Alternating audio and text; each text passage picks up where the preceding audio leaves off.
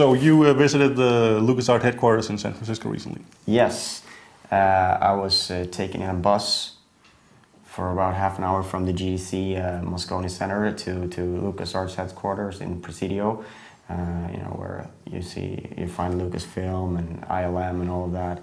So that was exciting. It was raining cats and dogs, and we didn't get to see anything of LucasArts. We were just ushered into an office space, and we had an hour, and then we were bussed away from the place. So I wish I could say I had a huge experience visiting LucasArts, but it was basically I saw 4 walls and that's it. We were there to play Star Wars: The Old Republic and talk to the producers, so I guess that was the main thing, what we saw on the screen. This is Bioware's first MMORPG. What sets it apart from other games in the genre? Well, I mean, Bioware has a huge heritage of creating great stories in games and great RPGs, and that's what they really want to do. They want to create a much more story-driven MMO experience, and they're using every single NPC character in the game is going to be voiced, fully voiced, and that is something that's just unprecedented and a huge undertaking. So I think that's really what Bioware aimed to add to the genre is to have more storytelling and more focus on story, and having players being motivated by not just gaining levels and gaining loot, but actually sort of fulfilling a story arc and getting that satisfaction and progressing their character in this world. So I think that's what Bioware aims to do. Of course, it remains to be seen if they succeed. Speaking of story, I understand that each class is going to have its own story. How's that going to work?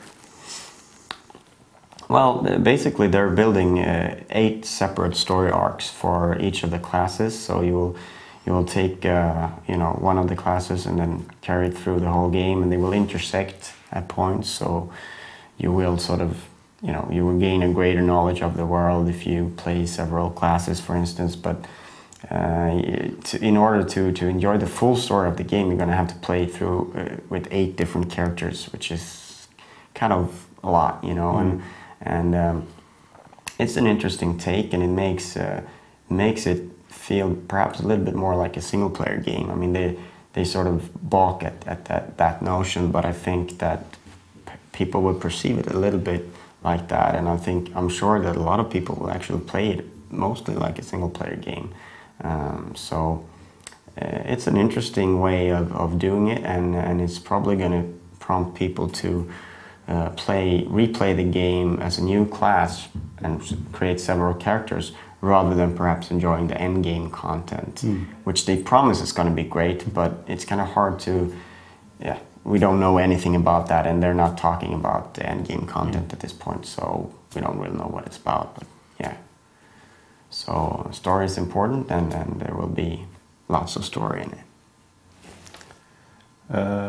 You got some hands-on time with the game. What was it like?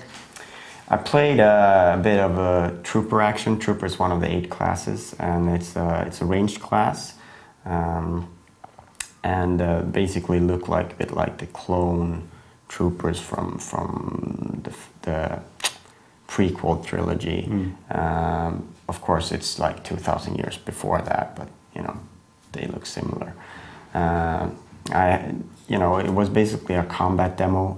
There was a mission on a planet called Or Mantell, where there were some separatists, and you basically were tasked with a mission, and went about doing it, and it was basically a lot of combat, and we got to see some little bits of story, and then the voice acting was pretty good, impressive, for this kind of game. The presentation of the how the cutscenes were, they weren't that long, which I enjoyed, because I think anyone who plays an MMO is gonna feel a bit afraid that there's gonna be too much cutscenes and stuff like that. You don't really want to have that. It's nice with a little bit of story, but you don't want it to be too heavy on that. But the gameplay was pretty much standard fare MMO. You had lots of enemies standing around, and you would close on them, and you would engage them, and you would, you know, press your buttons to perform actions. There was a rapid attack. There was a rifle grenade that also did, you know, damage to other enemies in the vicinity. There was something of a sustained attack where you shot for a bit longer, and there was a sticky grenade and a melee attack that you could sort of stun your enemy and move away, because of course the troopers are a ranged class. So that's the basic of the gameplay that we did. And the mission was basically you'd have to go to a base, you have to, you know, negotiate it and get down, and that was it. And there was a side quest where you were meant to find this missing boy. So basically we got a little bit of a taste, like somewhere in the middle of the game, without any context, you know. It was just but it, you know, it played okay, and then yeah, but I think it's going to be, perhaps for me personally, I think that other class is going to be more interesting to play rather than the trooper, which, you know, to me feels a bit like playing a stormtrooper. You know, some people may dream of that, but you know, I want to be more of a hero, I think, when I play an MMO. So yeah. How were the graphics and the presentation? That's really two things. I think the presentation was pretty good at this stage. I mean, it's a very early stage. It wasn't polished, but the cutscenes were nice and so on. But I was a bit underwhelmed by the graphics.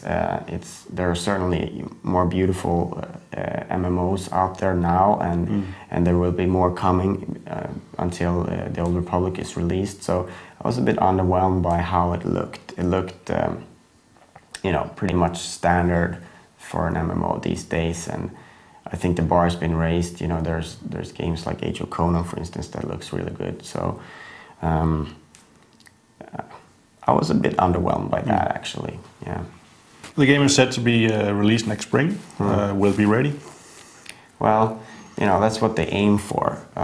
They did say that, you know, we're going to release it when we're, you know, happy with it. So I wouldn't, you know, put money on it being out by next spring, because this is their first MMO, and they're gonna take, you know, the time they need to take to get it ready. It's probably one of the most expensive games ever made because of all the voice acting and the number of the amount of content that they're creating with all the 8 classes.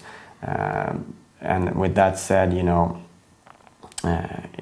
it's a game that, you know, I'll be happy to see it in 2011. You know, I can't comment on how far they have progressed, but you know, I can understand that this is the kind of game where you can see 1 or 2 delays, you know, closing in on release, that it's, you know, it might be delayed a little bit. What did you take away from the session, and are you as excited about it as you were before? I'm excited about returning to the Knights of the Republic universe, because it's one of my favorite universes. I love Star Wars, and Knights of the Republic, the 2 first games were just brilliant. So I was very excited about that when I went there, and I'm very excited about it still. However, I was a little bit, you know, I thought it would be a little bit different in terms of gameplay. And perhaps that's because of the class we played. It wasn't terribly exciting playing as a trooper, so but I look forward to seeing more from the other classes and what that kind of gameplay experience will be like, and perhaps a more meaningful mission, because this one felt a little bit like, okay, let's go out, take out some separatists or rebel scum or whatever. It wasn't something that really made me you know, go over the moon or something like that. So expectations a little bit lower, but I'm still very excited about the game.